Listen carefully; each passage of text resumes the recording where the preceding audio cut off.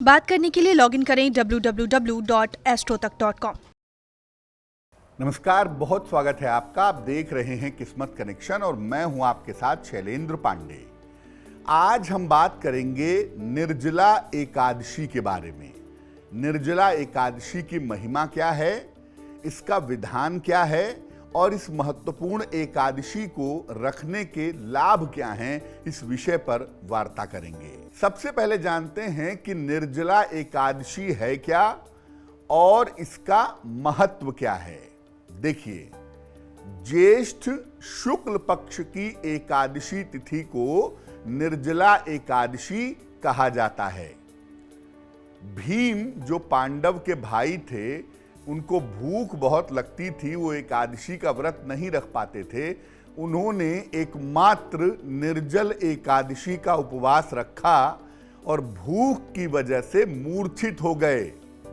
इसीलिए इसको भीमसेनी एकादशी भी कहा जाता है। ये एकादशी अपने आप में बहुत ज्यादा कीमती और महत्वपूर्ण मानी जाती है।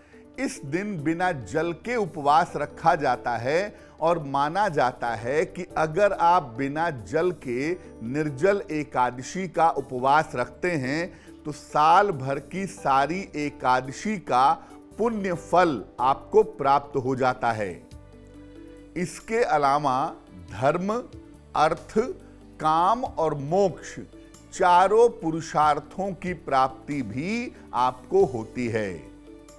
निर्जल एकादशी के दिन उपवास रख करके प्रार्थना करने से अच्छा स्वास्थ्य और सुखद जीवन की मनोकामना भी पूरी की जा सकती है। इस बार निर्जल एकादशी का जो व्रत है वो 21 जून को रखा जाएगा। अब जानते हैं कि निर्जला एकादशी के उपवास को रखने का तरीका क्या है, सिस्टम क्या है। सुबह सुबह स्नान करके सूर्य देवता को जल अर्पित करें। इसके बाद पीले वस्त्र धारण करके भगवान विष्णु की पूजा करें। भगवान विष्णु को पीले फूल, पंचामृत और तुलसी दल अर्पित करें। इसके बाद श्री हरि और मां लक्ष्मी के मंत्रों का जप करें। निर्जल एकादशी के दिन बेहतर होगा किसी निर्धन व्यक्ति को या प्यासे व्यक्ति को पानी पिलाएं, जल का दान करें, अन्न वस्त्र का दान करें या जूते छाते का दान करें तो बहुत ही अच्छा होगा। वैसे तो देखिए, निर्जला एकादशी पर जो उपवास रखते हैं उसमें एक घूंट भी जल नहीं पीते हैं। लेकिन मान लिया कि आपका स्वास्थ्य बहुत अच्छा नहीं है, आवश्यकता है, तो ऐसी स्थिति में लिक्विड लेकर के, नींबू पानी पी करके या फल खा के भी उपवास रखा जा सकता है। वैसे ज्यादा बेहतर यही होगा कि निर्जल उपवास रखा जाए। अब जानते हैं कि निर्जला एकादशी पर क्या करें। देखिए, अगर आप बिना जल के उपवास नहीं रख पाते तो निर्जला एकादशी पर केवल जल और फल ग्रहण करके उपवास रखें। सुबह और शाम अगर आपके कोई गुरु हैं तो अपने गुरु के लिए या भगवान विष्णु के लिए उपासना करें। रात में जागरण करके, एकादशी की रात में जग करके अगर श्री हरि की उपासना करें, ध्यान करें, मंत्र जप करें तो बहुत ही सुंदर होगा।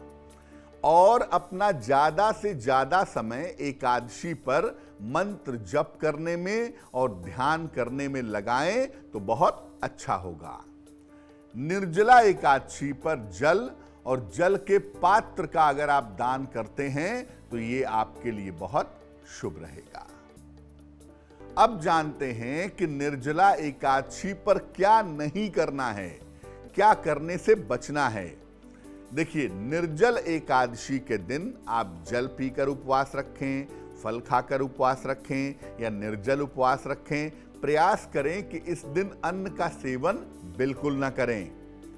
अगर स्वास्थ्य की समस्या है, मान लिया अनाज खाना जरूरी है, तो केवल सात्विक आहार ग्रहण करें, प्याज, लहसुन, मांस इत्यादि का प्रयोग ना करें। अगले दिन पहले दान करें, अन्न का, वस्त्र का, जूते छाते का या जल का दान करें। इसके बाद व्रत समाप्त करेंगे। बिना दान किए हुए व्रत का पारायण नहीं करेंगे। क्रोध नहीं करेंगे एकादशी के दिन, दूसरे की चुगली, निंदा नहीं करेंगे और बेवजह का आलस्य नहीं करेंगे। अब जानते हैं कि निर्जल एकादशी के व्रत का समापन कैसे करेंगे। निर्जला एकादशी के अगले दिन प्रातः काल स्नान करके सूर्य भगवान को जल अर्पित करें। इसके बाद निर्धनों को अन्न, वस्त्र और जल का दान करें। फिर नींबू पानी पी करके व्रत समाप्त करें। पहले व्रत के तुरंत बाद पहले हल्का भोजन करना ही उत्तम होगा। तो आज हमने बात की निर्जला एकादशी की। अब जान लेते हैं क्या है आज की सलाह।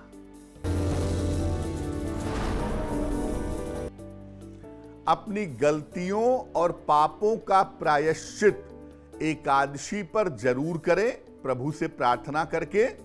और अपने गलतियों और पापों का प्रायश्चित करने के लिए एकादशी के दिन भगवत गीता के 11वें अध्याय का पाठ जरूर करें। और किसी निर्धन को या किसी पशु को जल पिलाएं, जल का दान करें, भगवत गीता का पाठ करें, तो आपके पापों का प्रायश्चित होगा।